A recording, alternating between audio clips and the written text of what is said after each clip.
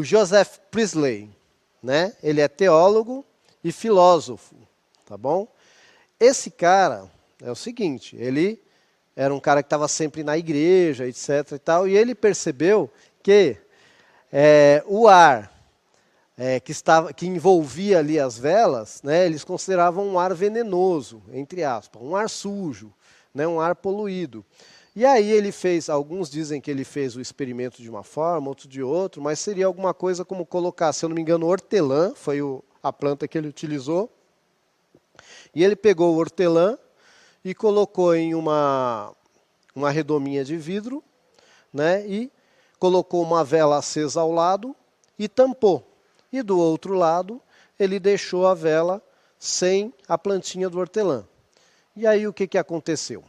Para produzir fogo, né, você precisa do quê? De um combustível, né, a gente fala que é o triângulo do fogo. Combustível, né, e você precisa do comburente. Tá? E aí você precisa do calor. Né? Então você precisa do calor, combustível e comburente.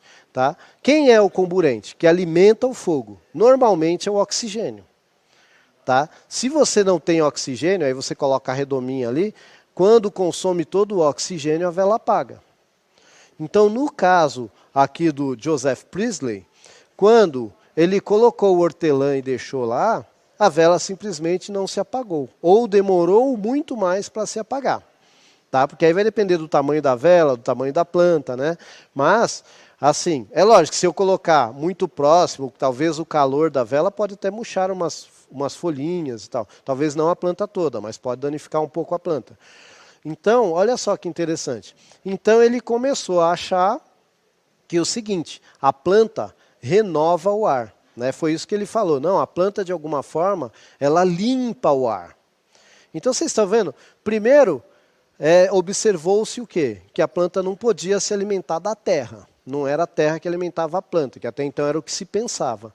Depois, né, vamos colocar aí 100 e poucos anos depois, aí já chega-se a seguinte conclusão. Olha, a planta produz alguma coisa talvez, ou ela de alguma forma filtra esse termo também para a planta, que ela filtra o ar.